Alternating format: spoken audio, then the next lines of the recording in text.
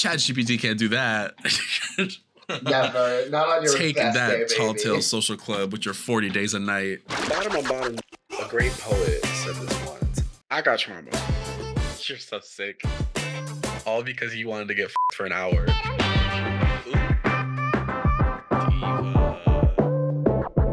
We call that the gay audacity. Welcome to Poison Touch, where two master tacticians give you the best and worst advice to deal with all of life's predicaments. My guest this month isn't the Avatar, but she'll have you bent over cackling with her wit. You can find this self-proclaimed best worst drag queen putting on chuckle-worthy events around Chicago, from comedy competitions to the best worst drag page. It's your friend and mine. It's Chicago's funny lady, the one and only Korra Nation. Hi, Korra. How are you? Great. I am ecstatic because I have never even written an intro that good for myself. So that's going in the Rolodex. Okay, I'll send it to you. You can have it. Period. How you doing? What's up? I'm doing great. Honestly, it is 11:49 and the Adderall is hitting. So Okay. I think all in all, we're on a great start to our Wednesday. Perfect. I made a Vietnamese iced coffee before this, and Love that. it's settling. I'm feeling the energy come in, and now I've swapped to water because any more caffeine might kill me. I have a Bostonian iced coffee. I'm from Jersey. I love a Dunkin'. Okay, period. Okay. Yeah. My people and your people, we see each other, you know. Are you from Boston originally? No, I'm from Iowa, but nobody believes me when I say that. Okay. Fair. We got a couple order of business things to clear off for the pod. First off, July is busy boots, as every month is. But this one is specifically busier because, and I'm sure some of you might know, some of you, there's been whisperings about it. This will be my last month. August will be my last month in Chicago for a minute. I know, y'all. I know. Live on the air, had to tell y'all. So my boyfriend got a new job in Milwaukee. He just moved up there. I will be joining him at some point. And I will be, trying to find myself a big boy job in Milwaukee. So if you know anybody who needs someone to run their social media, needs a video editor, needs a video producer, needs someone to edit a podcast, needs someone to do anything in the realm of media, or I think I would make a fantastic office manager. I could order toilet paper and stuff. I think I'm a good personality hire. So basically, if you know anyone in the Milwaukee area who's looking for something like that, hit me up. I love that. Yeah, I did tell my boyfriend, I said, if I hate Milwaukee after 1 year, I'm coming back to Chicago and I'll hang out with you on weekends. Honestly, that's so fair because Chicago there's no city like it, not to be that girl. Exactly. And I fully agree. Yeah, Milwaukee's great. Like, I've performed in Wisconsin. I could not see myself living there. You're so kind to give it a year. I'll that's give it all a you year. can do. It's like he's gonna be closer to his sisters. He has a niece and nephew now, and like I obviously want to meet them, and I think they're adorable and stuff. And I would like to do all that kind of stuff. But yeah, I did tell him if after a year, if I hate it, I'm coming back to the city.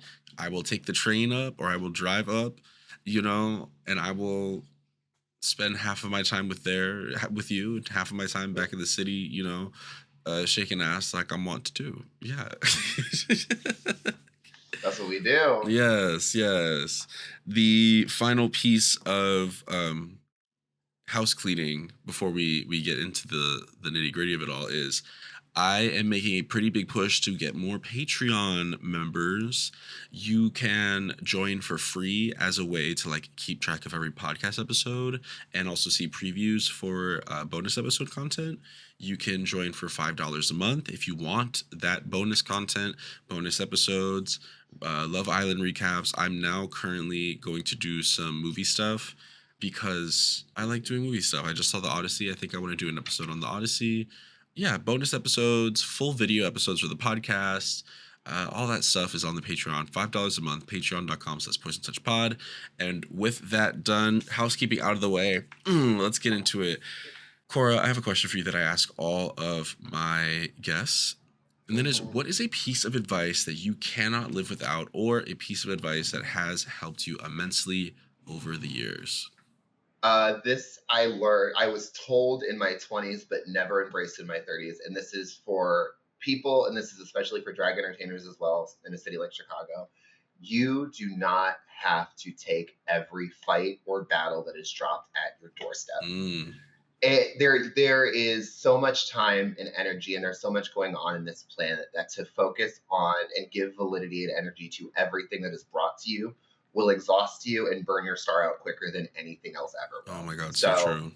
Yeah, like I said, I was told it so many times in my 20s, and like I think the pandemic helped a lot. I hate saying that too, because I think everybody says that, but like getting that separation away from everything and just kind of taking in the state of the insanity of the world, and like, oh, not all this shit really does matter, and like there are greater aspects in life than to having to defend or attack somebody all the time. 100%. And I think that's also like a side part of that is sometimes when people hear that, they're like, no, but we have to keep fighting. We have to keep, and it's like that's not what we're saying when that is like at hand.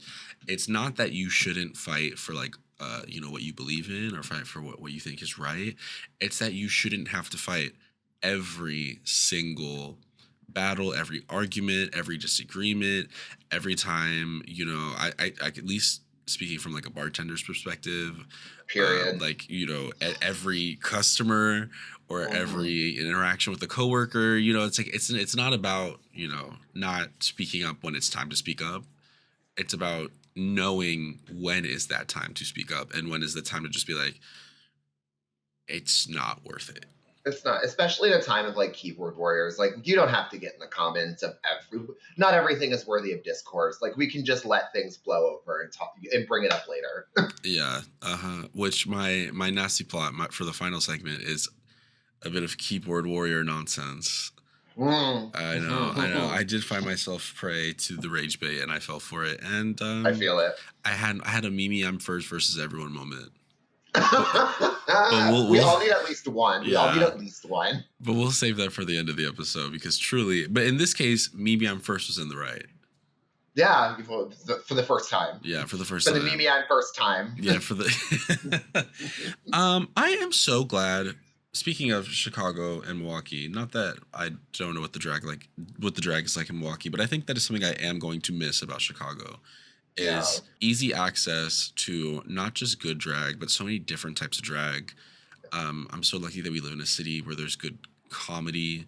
Previously, I lived in New York, which also has a lot of good comedy, but when I was in Philly, and this is no shade to the Philly girls, I feel like there was not a lot of comedic drag in Philly. Like you would never get something like the gag or the gaggies, or you would never get anything that was like remotely so comedy focused. So I wanted to ask you about why comedy speaks to you, why you like to inject that in your drag, all about what comedy kind of is to you.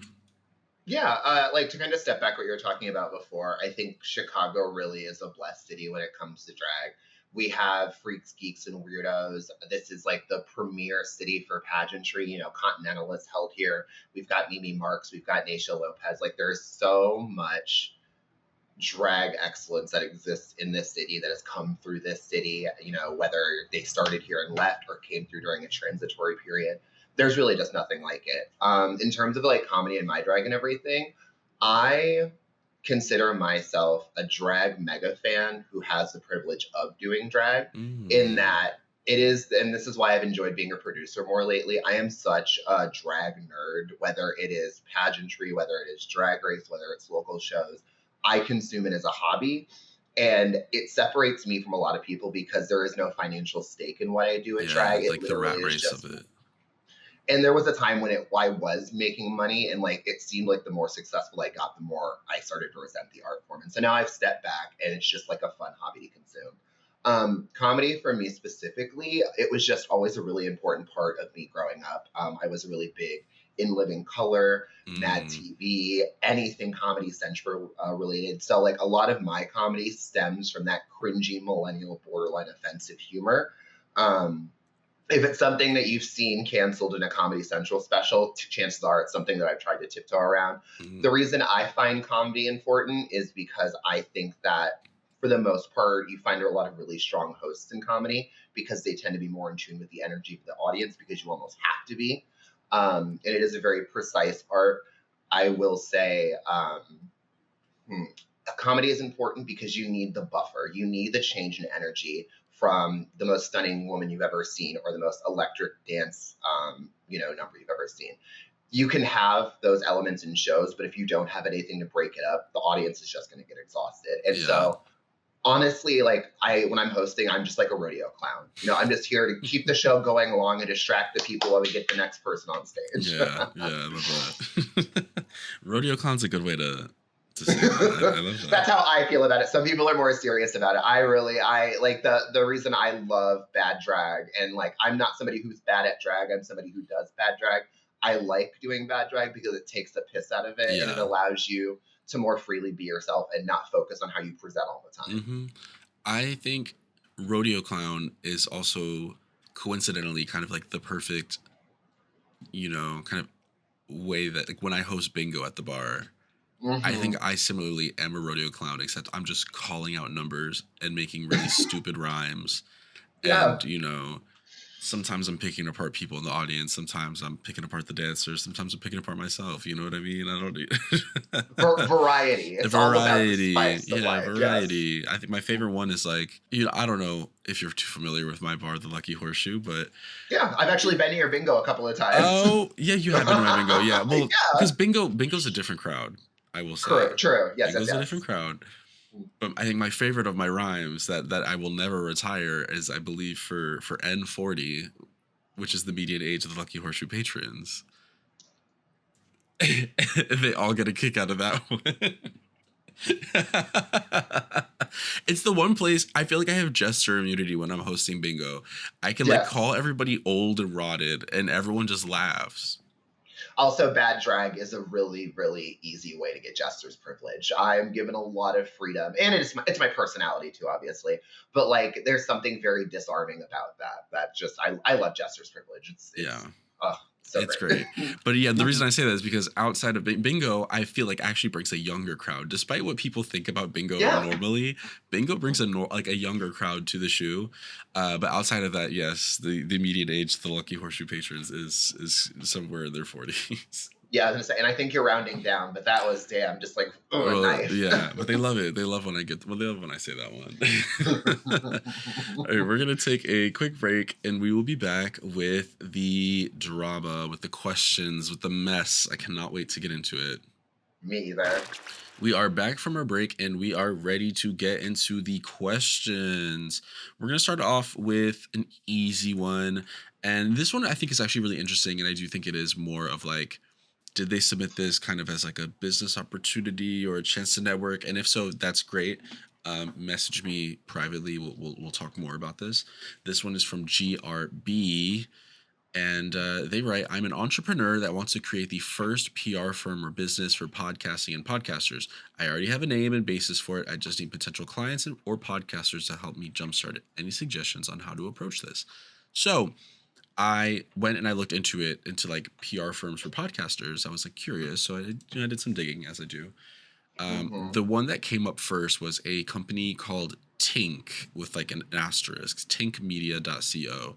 They are like a completely woman-led PR strategy firm exclusively for podcasters. They have a whole thing at the bottom of their website about how they refuse to use generative AI. They're like, we are human-led. Like I was like, can I work for them? Yeah, right. Oh my God, I want to work for them. So I think I cried a little. I know. I was like, finally, real people. There's another one called Lemon Pie. They're another podcast PR and booking agency. So you would not be the first one to do this, GRB. However, I think a good way to start is to look at these other companies, find a way to differentiate yourself, and then try to find your niche that way. You know what I mean? Like, I think Tink's niche obviously is that they are like they're female led, like things that like very really socially conscious. Yeah, socially conscious, female led. I think they have on their they have their own podcasts that they have as well, in addition to, I guess, their clients and stuff like that. Yeah, here it says, I'm on their website right now. It says, we're a rare breed, marketers with specialized knowledge in the audio space. Look at these types of things and try to find what would work for your business, what would not work, what you want to take, what you don't want to take. And that isn't to say steal, but a good business knows its competition and knows how to differentiate and knows the strengths of everything. So I think that's a good place to start. And that's I think, do you have anything to add, Court? Other than that, I would just say if you're looking for clients and like I don't know what the workload is like for this because no experience in any of that. Yeah. Just find lower level podcasters or people that are just starting out. Work with them to kind of develop what's going to work for you, and then try to kind of scale for bigger, like Spore. Just for sure. keep going for bigger and bigger and bigger. Yeah. Don't go for your Moby Dick, right at the beginning. Yeah, you got to start with small fish, get the bigger fish. And I'm a sufficiently small fish, so. There you go. Sufficiently small. I'm a sufficiently small fish. Yeah. I've heard that about you. Yeah, it's written on the stalls, actually, right? Yeah, with my number right under it. That's so GRB. You know what to do. Hit me up outside of this, and we'll chat because it does sound really interesting. Yeah. Yeah. The next one's also kind of short. It's from Lonely Top. It's just a confession, but I do think there's some meat in here, which is also written in the stall. Lonely Top writes, I think I'm in an era of not wanting to hook up because of past experiences, whether it's not having a good connection or chemistry with the person or simply being ghosted. Have you ever gone through something like this before? I know personally, if I'm not in an era of wanting to hook up, I simply just don't hook up. And I think that's pretty simple. I think, people have their seasons. If you feel like being celibate for a little bit, be celibate for a little bit, No, I agree with that. I've done some numbers in the city since I moved here, and which is funny because of the 10 years I've been here, I've been dating 6 of it. So wow. That was a couple of crazy market days back to back. What I will say is if I remember anything about hookup culture, I'm sure they're just as flaky now as they were then. I'm not currently hooking up with people just because like I said, I'm just not in that era for myself. So like you said, I don't do it. What I will say to that effect, what I have found, and this is obviously like social boundaries, what's comfortable for you. I think play parties are a really nice way to do that because it's an unserious, or not an unserious way. It's a no pressure or low pressure environment to kind of feel people out. I love cruising. Like I think cruising is a lost art form in general. And it's also like kind of a way to build a little community. It's what you get, what you put in. Yeah. LOL. Yeah, and I mean it's great because it's like if you're nervous and you just want to watch the first time, you just go and you watch, or you could even like bring a friend. We'll meet up in an hour. Make the rounds, do your thing. Me and my boyfriend have done that. I'm like, okay, babe, hey, you go this way, I go that way. We'll bisect somewhere in the middle. Somewhere, yeah. We'll reconvene eventually. Right. Yeah, I think people sometimes get stuck in like the kind of what's the word? The kind of like notion that they have to be constantly hooking up, especially like in the community, like they see how much sex apparently everyone is having, and it's like they feel like I have to be hooking up, I have to be seeing someone, I have to be doing this, that. And it's like if you don't feel like doing that, if you feel like you're not wanting to hook up because you're like tired of people ghosting, you're tired of past experiences, you're tired of like not having connection or whatever, it's okay to just like not hook up, take a break, put it on pause. Contrary to belief, you do not lose it if you don't use it. Like, it's still there. It'll be there. And then when you re-download the app, everyone will be like, oh my god, hot new meat. Boom. Oh yeah, every time. There's nothing more validating than taking a 2 to 3 month break from the apps and logging in like you're Belle walking through the fucking marketplace. Yeah, baby. Exactly. Okay. I need 6 eggs. Yeah.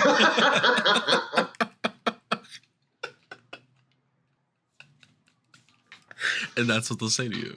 Yeah, that's what they'll say. Yeah. So Lonely Top, don't lose hope. I think honestly, read a book, Yeah. Catch up on Interview with a Vampire. Go hang out with your friends. Go out and tan a little bit. Touch some grass, And I think you could also apply this. All of this could be applied to if somebody were saying that they're tired of like going on dates, they're tired of dating. It's also like you're not required to be dating at all. No. And nor is there like a timeline for finding love. I know some people feel like they really have to like get this shit locked up by the time they're like 35 or whatever, right? And it's like that's just simply not the case. And I find I often end up in my best relationships when I'm not looking for relationships. That's how all mine have been. And it's so funny that you say like life isn't a plan. I've had the privilege of doing a lot of really fun things in drag. One of the things I got to do was bartend a wedding for like a gay couple in their like 60s Oh, I love that had found that. themselves in their 50s. Like fully had family with women, had like children. They found each other. I'm gonna tear up. I'm getting emotional. They saw me at like a show at Mary's Attic when that was still a thing, and they asked me if I wanted to come bartend. I brought my best friend with me, and it was the most like wholesome, humbling experience I've ever had. And then of course it was a gay wedding, so it was so fucking fun. Of course. But yeah, there's no timeline for any of this, and like you said, like same with me. All of my relationships I found when I wasn't looking, and almost expressly with people who said that they were not looking for a relationship too. See, yeah. I know. For me, it's like I met my boyfriend when he stumbled into my bar with a bunch of tamales. I mean, that's a legit. See, I was liking pictures on Instagram. Your story's a lot better. I know. People like don't believe me. They're like, "Oh, y'all probably just met on Grindr," and it's like, no, I'm dead ass. I was working at a bar in Wicker Park, and he stumbled in with a bunch of tamales, got a Corona. I didn't know he was flirting with me. My straight coworker had to tell me that he was flirting with me. I got off my shift, and instead of going to the gym like I was going to, I sat down. I had a couple drinks with him, and that was it. And now you're moving to Wisconsin. I know. Look at this. This is weird how it happens. Crazy. Yeah. Well, Lonely Top, best of luck. Be celibate. Like all the things we just said, read a book, go outside, touch the grass, do all of those things. It's summertime. It's the perfect time to do it. And the newest season of Interview with the Vampire just finished up, so this is the perfect time to read The Vampire Lestat. Then you can watch The Vampire Lestat. I've been on a vampire kick lately. What can I say? I get it. Hey, it's always vampire season. Always. Our next question is from Turtwig. It's a sex and love question, and they write, and you know, the funny thing about this one was actually submitted on Instagram, which doesn't often happen. Usually people submit through the website because it is fully anonymous. Right, exactly. However, they were like, use this for the podcast. However, can you also give me advice on this now? So I am going to like kind of read some of the stuff that I told them in the moment because they were going through it evidently. But let me read the question. So they write, here's my dilemma. I'm basically in love with one of my close friends, but it's an unrequited love kind of situation. Without cutting him off, I've tried everything to get over him except for dating other people.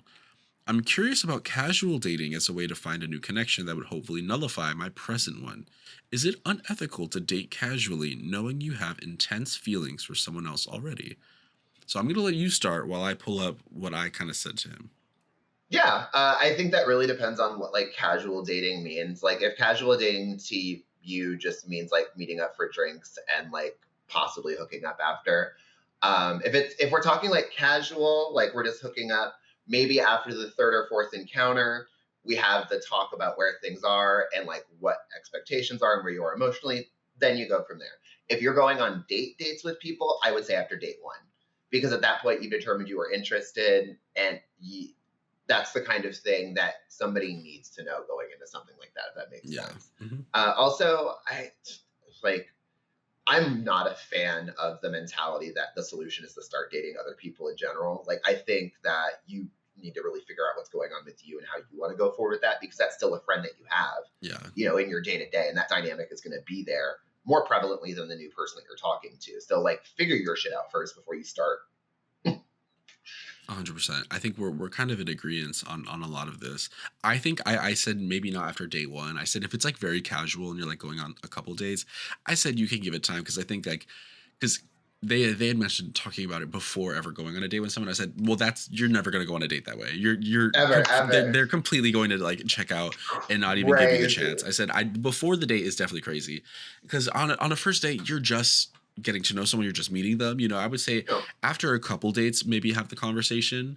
Here's what I wrote verbatim I wrote a lot, so I'm not going to read all of it, but I said, I think you're fine, especially if it's just casually dating. The longer and more you work through your feelings with your friend, I think the easier it'll be to like work through that and get to the kind of platonic love that you have for your friend, and kind of parse out what the crush is, what the romantic love is. Because especially if it's unrequited, it's like, evidently it's not serving you to keep being, obsessed with this person, whether it's romantically or not, or if it is just like a very intense crush, it's not serving you if it is unrequited and they're not showing any signs of being interested back.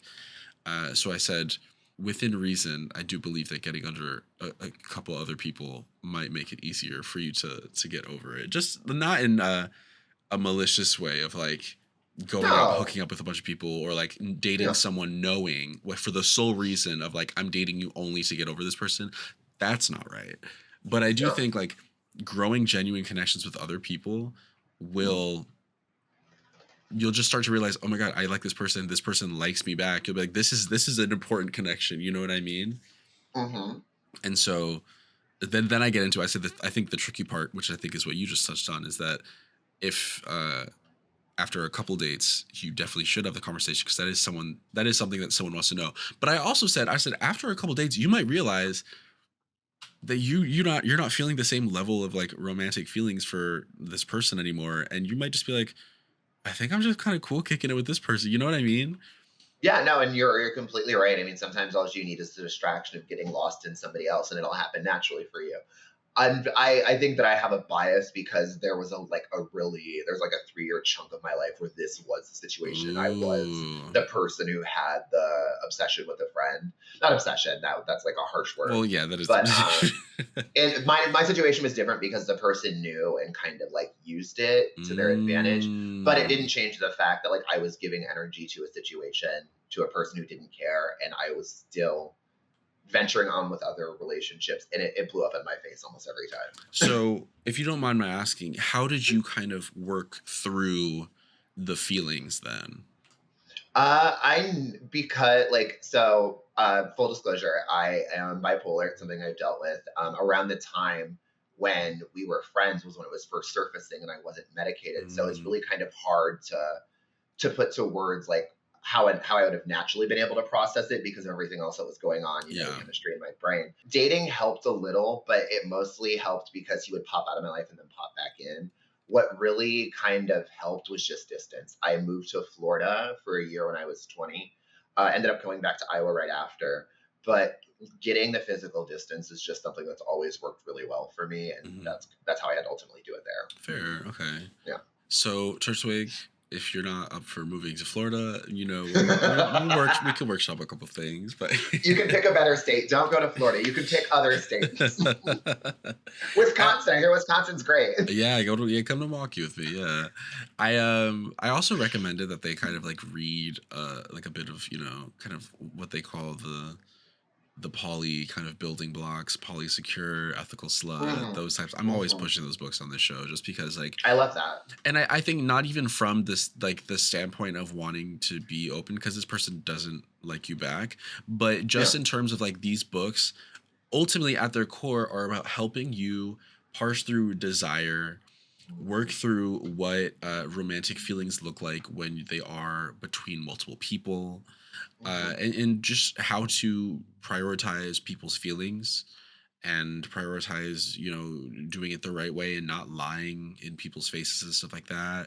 And so I think those types of books, even though they are technically about open relationships and about being poly, and that doesn't necessarily apply so much in this case, I think at the meat of the books does apply.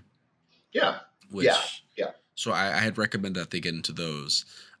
And they said that they had actually read them before, but they were like, that was a couple years ago, so I'll revisit. So hopefully, because I honestly, I have the book sits right there. And every time I'm like, if I'm ever feeling like a little jealous or if I'm feeling a type of way about something, sometimes I'll just open up to like a chapter and be like, oh, okay, yeah, because jealousy is a feeling, and it's how you respond to it that is the important part, actually.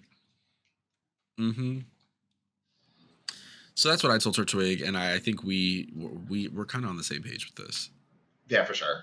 Yeah, I think, and also it really casual dating is casual for a reason, right? Yeah, that part honestly, and like boy, oh boy, did I do a lot of casual dating in my 20s. Right.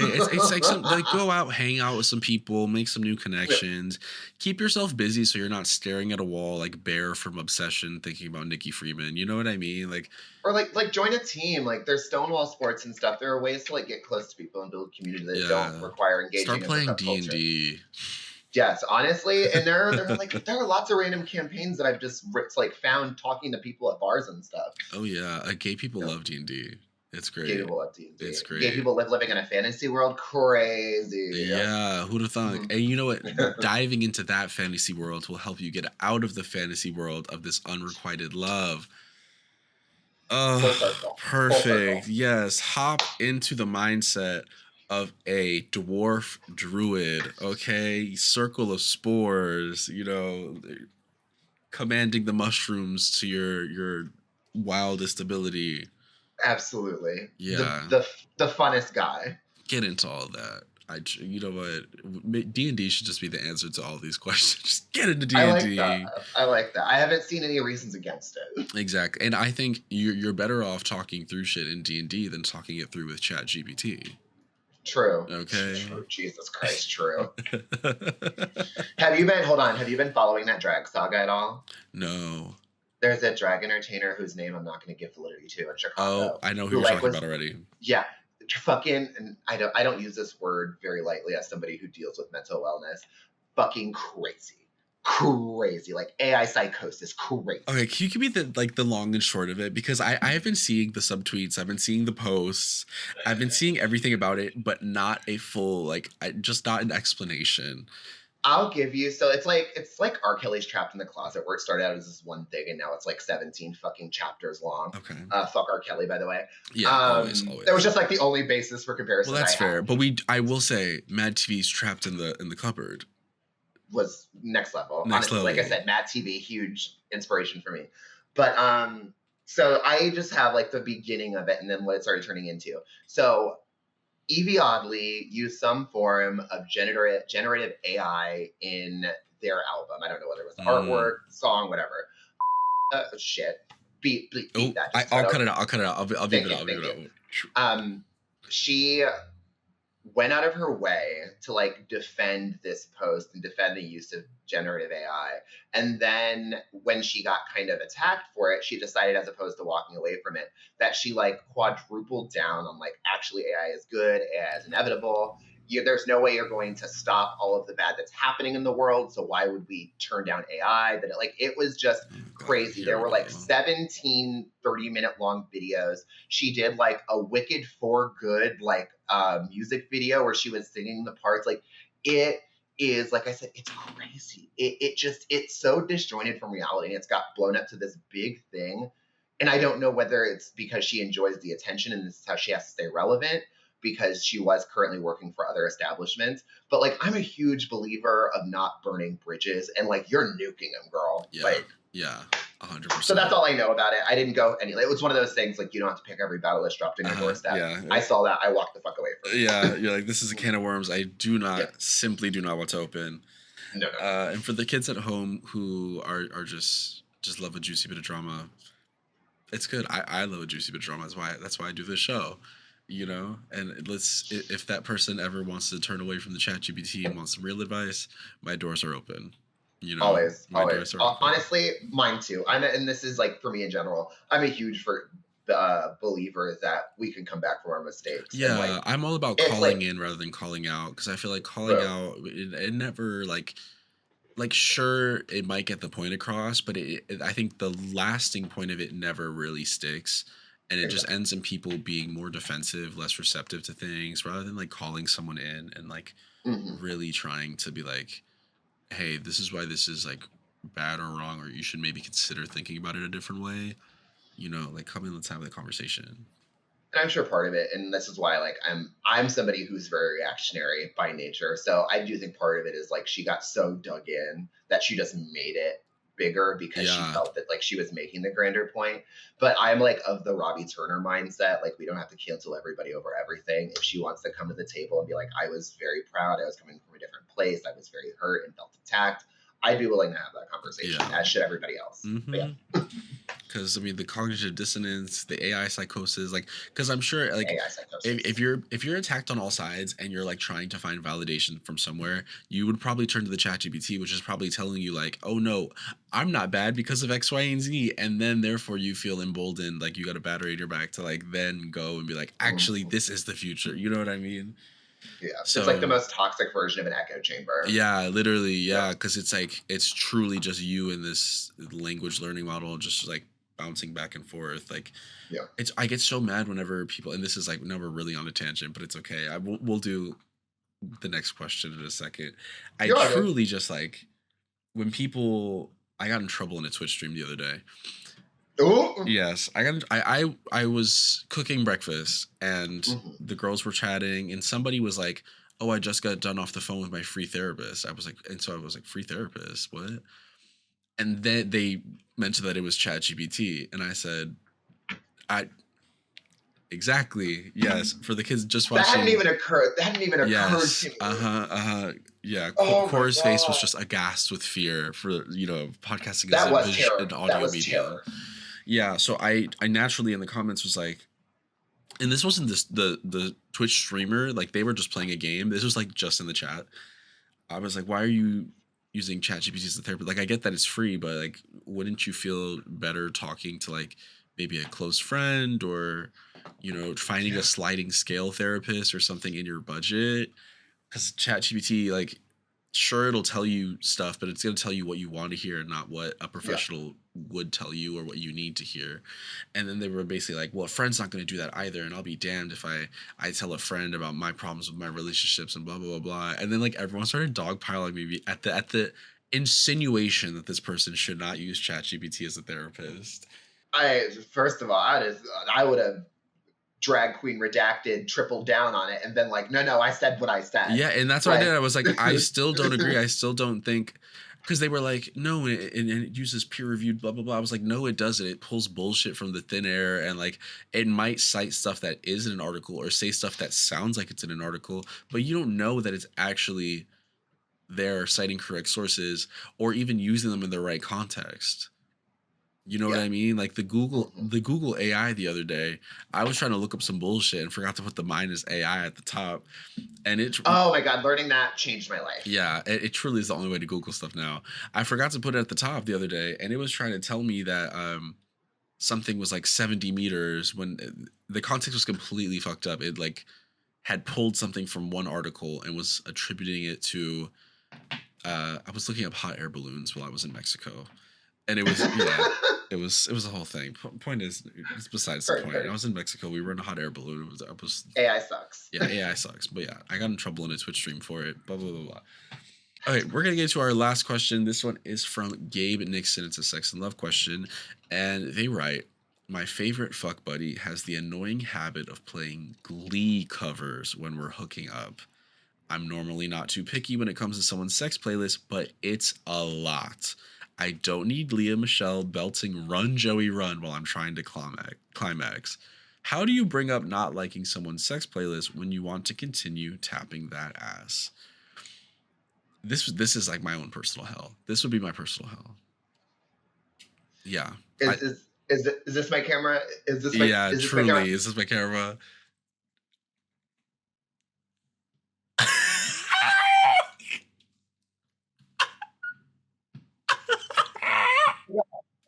That's how extreme it was. That's how extreme it was.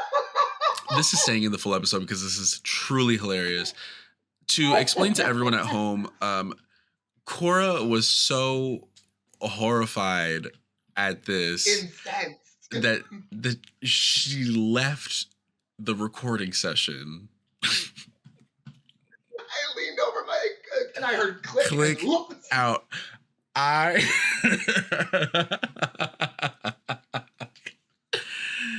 That is killing me. Yeah, you have to say something. You truly have to say something.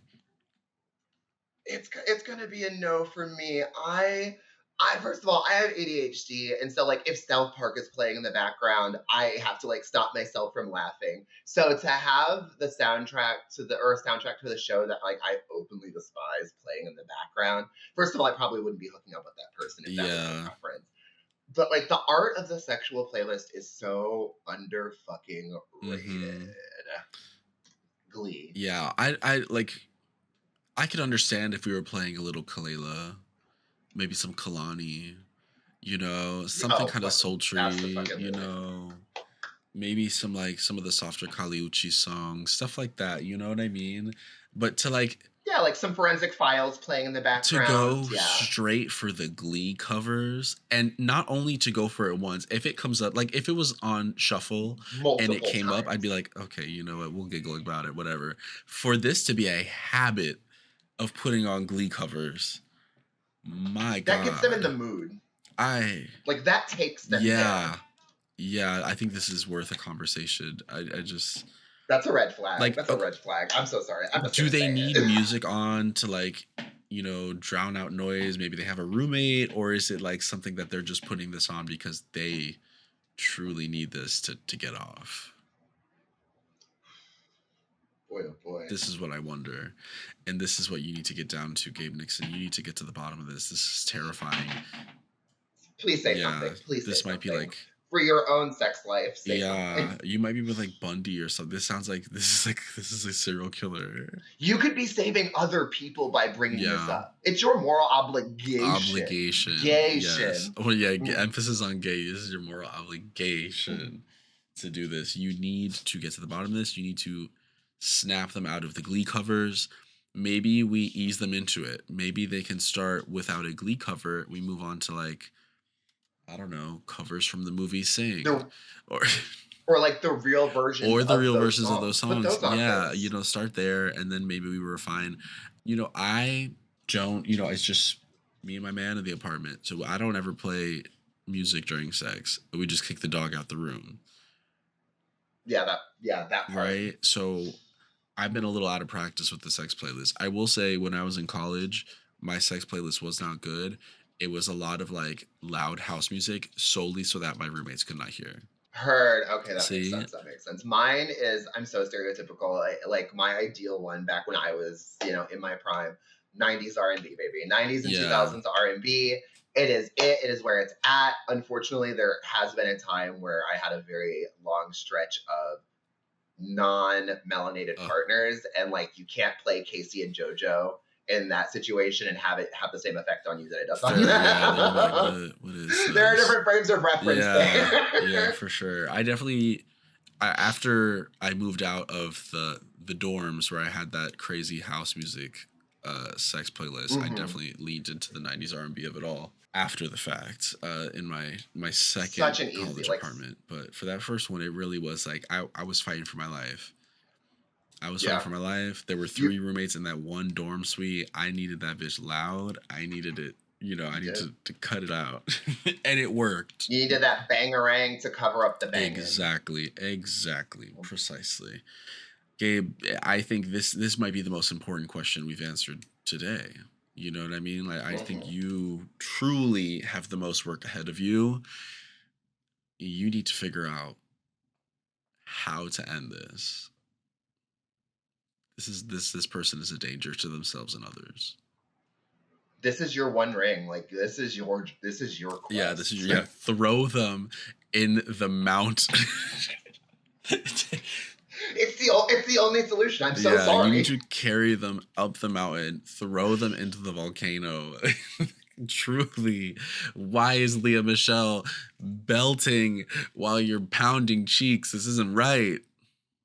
It's not right. This is making me irate. I can't. I truly can't. Well, you know how I felt about it. Yeah, you closed the chat. I gave up. Yeah, not today.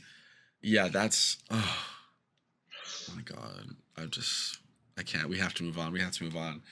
And with that, we are going to take a break. And when we get back, we'll be back with our final segment of the show, Nasty Plot, where we give advice to someone who didn't ask for it, but damn well needs it. We are back from our break. We are here with Nasty Plot. This is the final segment of the show. where we give advice as someone who didn't ask for it, but damn well needs it. First off, Korra, how you doing? Oh no, you can go, Okay, baby. well, Look that's fire. fair. I just I'm wasn't doing sure great. because I'm like, if I introduce you first with your drag name, do I want to keep the drag name throughout the entire episode, or do I want to swap to your real? You know what I mean? How are you holding up? This has been such a fucking blast and a half, I've been having a baby. lot of fun. I've been having a lot of fun. Yes. I'm glad to hear. I'm gonna let you start. What is your Yes, nasty okay. plot for the month? My nasty plot for the month is just like, it is not one person. This is my love song to the community writ large. If you have or are producing a drag competition and over 50% of your prize package is bookings, that is not a prize package. Those are job opportunities. If you are not giving a person that thing that lets them know they won the competition, all you were doing is letting them work more. And that is really weird to me.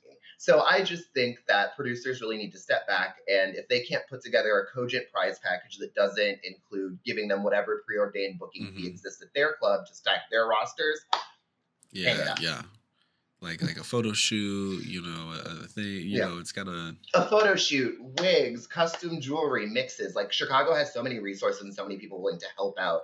Almost to their detriment. I think that, like, I have a hard time sourcing for the projects that I do because I feel all of my friends are putting their time and effort out there. But it's just like a series of like, I remember when, like, with pageants, you would get half the money then and half for your step down. That makes sense to me because you're being honored, you're expected to be there. But for you to be like, okay, well, now you have these bookings and we're just going to plug you into the calendar when we see fit. Most of the time, they don't even get to choose their date. Like, I'm so sorry. You're asking somebody to hold up their social calendar and their bookings after they already did the work and won the fucking competition. No. Now, would this be extended to the ones where it's like, if you win, you then become like a judge or like a host or a co-host for the season after? I love that. I think those are kind of fun.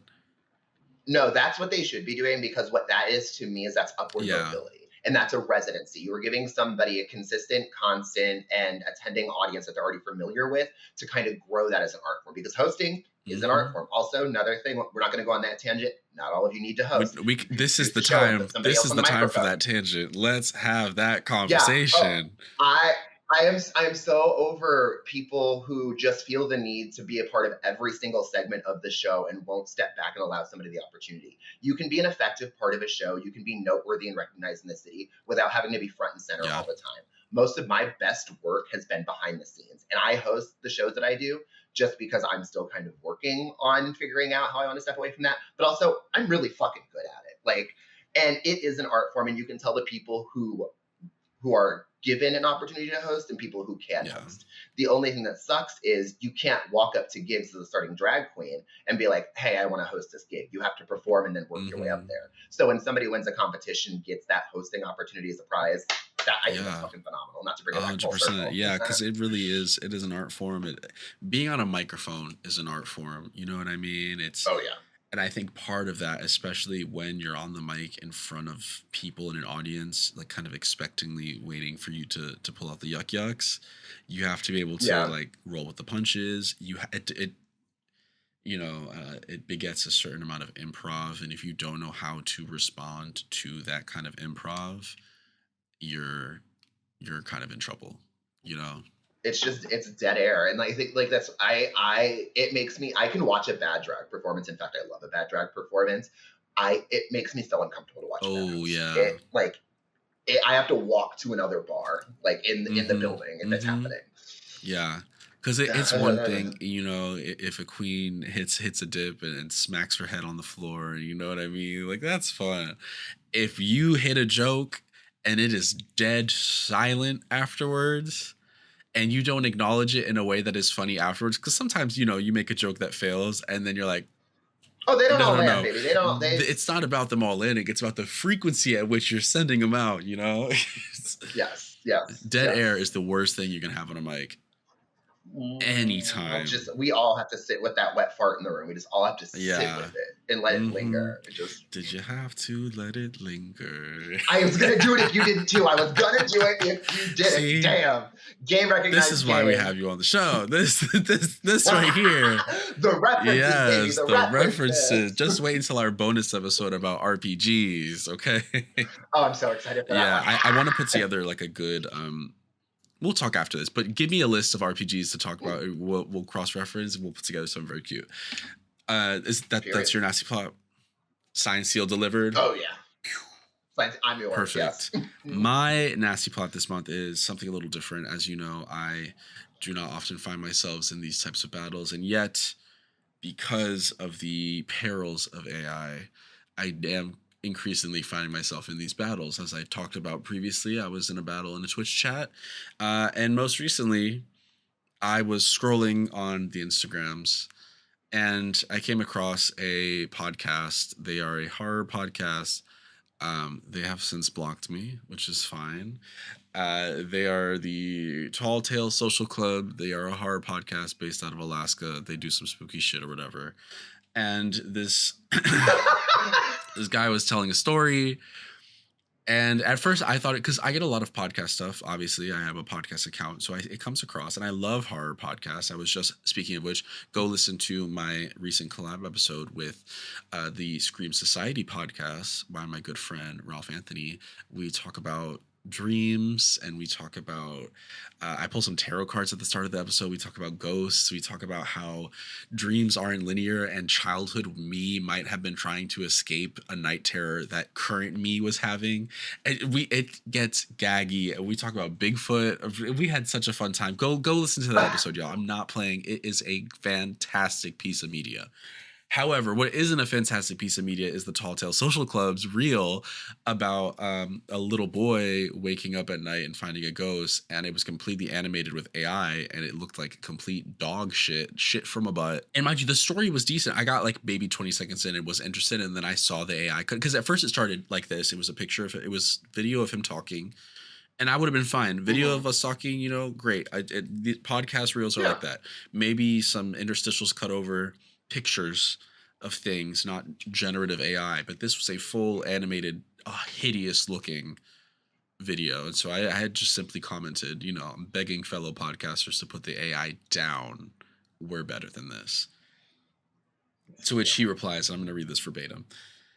My brother, I'm going to read it, because he's hetero. So I love the Hulk Hogan. Yeah. You went right into my brother. The first thing he wrote, my brother. What are you going to do when the Alaska podcast comes for you, I'm a one-man production team with 20 years of graphic design experience, a young family, and a full-time job. I script, produce, and design this entire show from start to finish, free of charge, twice a month, out of my own pocket.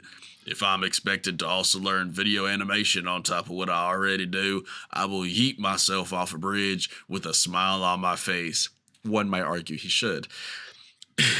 Well, instead, close your eyes if the 30 seconds of AI video is triggering. Maybe don't attempt to play down the 95% human workflow because you see a moment to hop on a soapbox about AI.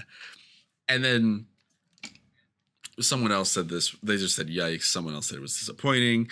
And I said, as a one-man production team with a lot of responsibilities myself, find ways to show off your stories without animation then. If I don't have time to work in After Effects, I simply don't.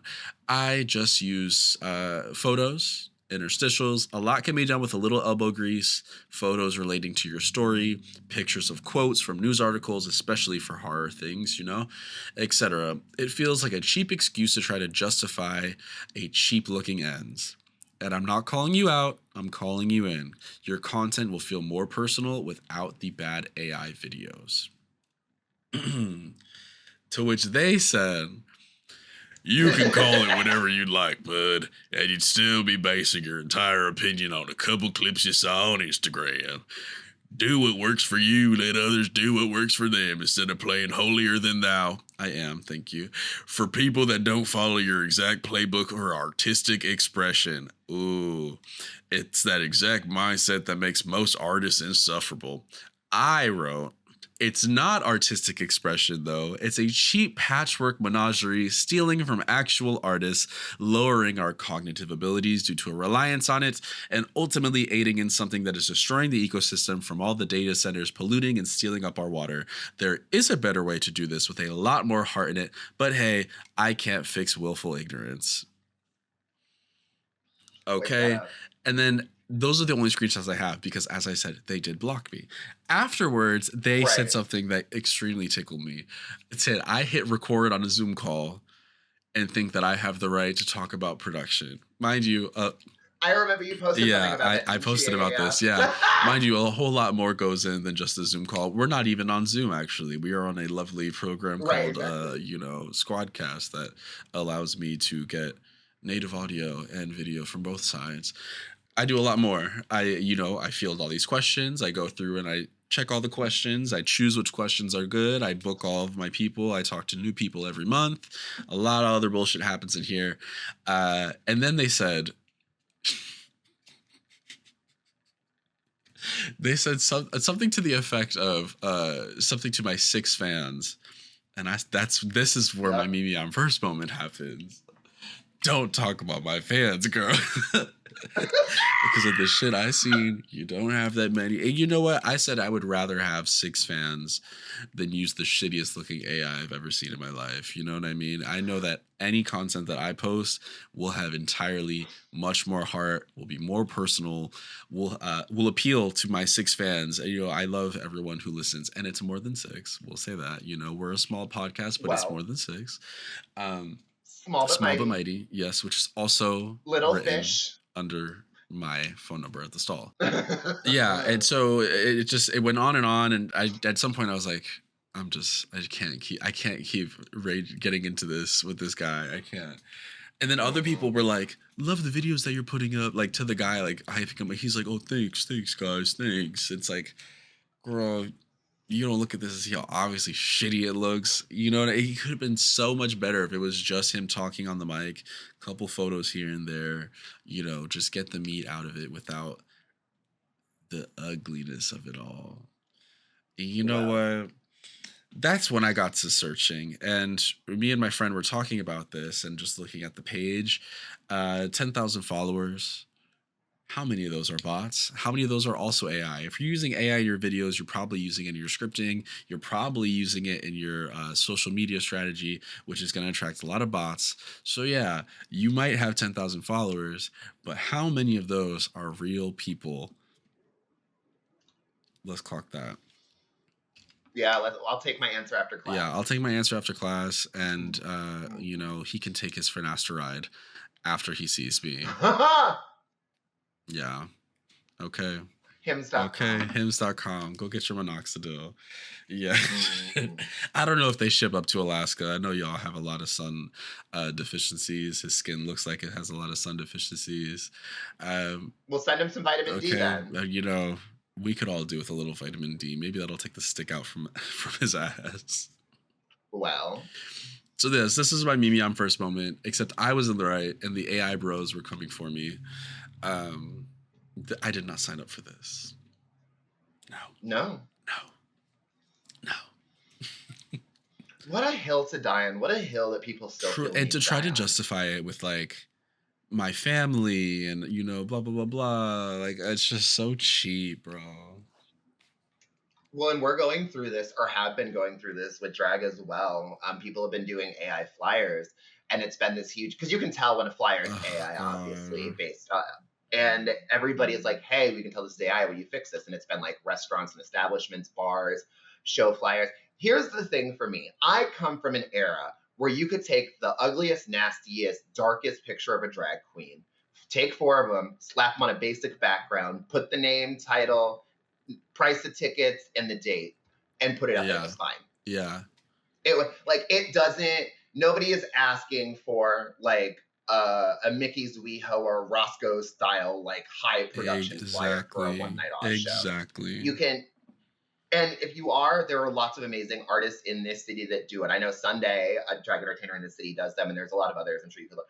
But to not tap into the resources and to like use shitty excuses when there are so many other venues and alternatives is just like, it's so lazy and so tired. And it's the reason that once, like you said, like it's a reason that these things are allowed to keep going because you're giving them validity.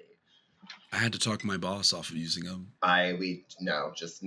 It's a hard fucking no for me. And I work at a place, I work in the Gold Coast, and I hear people talking about like ChatGPT and stuff all the time. And it just makes my skin crawl. But it's like mostly crypto bro, so no offense. Yeah, literally, yeah, because they were gonna do all that shit anyway, you know what I mean? Yeah. Yeah, Tall Tale Social Club, best of luck to you. May you eventually realize that your heart is worth more than the price of ChatGPT. You know what I mean? Because truly, like, on the one hand, I do get it. You're an older guy. You're thinking it's an easier way to do stuff. It takes a bit off your plate. You know what else is an easier way that takes stuff off your plate? Taking this right here, you know, putting them on top of one another. That's the real. Put some captions. Yeah. You know, Instagram will put the captions for you. Or like draw stick figures, and that's your shtick. Like it's just really shitty. I would rather, and then that's the draw. I would live for that. I would rather do the shitty stick animations than anything else. You know, like let me break out the iPad. Make a flip book. Fuck it. Truly, anything is better. Anything. And you know what? I would look up the photo, but I can't. I would look up the video, but I'm blocked. I can't even show you. Woohoo! What am I gonna do? The Tall Tale Social Club blocked me. It's all been lost. What have we done? We gotta hang it up. We gotta hang it up. Speaking of hang it up, it's that time. It's that time. I've had such a blast with you, Korra. This has been a great way to start an otherwise miserable Wednesday. Yes, same here. It's a full moon. It's a full moon today, so I know it's gonna be some bullshit tonight. Guests are gonna it's be gonna weird. Be some bullshit. Yeah. Yep. Glad I know that now. Korra, before we leave, let the kids know what you got coming up, anything you want to promote, where they can follow you and keep up with you. You can follow me on Instagram at The Coronation. I'm on Blue Sky. I think it's the same. I never use Blue Sky. I only use Instagram. I only have one project coming up. I'm sure I can announce because they're announcing it soon. On September the 25th, I am participating in a pageant called Crowned, hosted by Meatball with an amazing panel of judges. It'll be myself along 10 other contestants, probably 8 because people drop. And it's an all charity pageant. So all of the money that we raise, all of the ticket sales go to a greater cause. This will be my first pageant and the first time I've been in a competitive role in probably about 5 or 6 years. So I'm very, very excited for it. That's exciting. Do we know what the charity is or no? Brave Space Alliance, Center on Halstead Youth and Family Services, and then they're going to be doing some other ones as well. But yeah, so Brave Space Alliance and Center on Halstead Youth are the that's perfect. That's so exciting, everyone. Go keep an eye out for that. Go to the page. You know, go to the page. So I can pull the page. Pull the page right in front of Meatball, who will also probably be pulling her page. I'm so excited. That's why I applied. I love Meatball. I've been Jake. You can follow me at CrowCunk for all my personal stuff. You can follow the podcast at Poison Touch Pod. You can join the Patreon, like I said up top, $5 a month, patreon.com/Poison Touch Pod for full bonus episodes, full video episodes, lots of extra content. I've been really trying to, pump it out over there. I just finished up the Love Island recaps for a bit of hetero monoculture. I gotta find what's the next big thing that straight people are talking about. When I find that out, I will cover it. Is it the Odyssey? It might be, but I think the Odyssey should have been gayer? Yes. I'm probably gonna talk about it in my bonus episode. We did not see any Cyclops hog. There was no dick on the Cyclops, and that. Well, what's the point then? What are we doing? What's the point? Show me the Cyclops hog. I want to see that one-eyed monster. I want the one-eyed monster. On the one-eyed monster. On that one-eyed monster. Yes! This is why we're here. This is what we signed up for. This is why, see, ChatGPT can't do that. Never. Not on your Take best that, day, Tall baby. Tale Social Club with your 40 days a night. Boom. And that's why Alaska has a high suicide rate, not because of the darkness, because of the Tall Tales Social Club. I mean, I haven't heard any evidence. Exactly. As always, you can submit your questions over at poisontouch.com. Everything is 100% anonymous. However, if you're feeling spicy and you want to submit via my Instagram as well, you could do that. We will catch y'all on the flip. Mwah. Poison Touch is produced, edited, and hosted by me, Jake Munoz. If you like what you see, give us a 5-star review on Apple or Spotify. It really helps us get out to more people. I'll catch you on the flip. And that's why Alaska has a high suicide rate.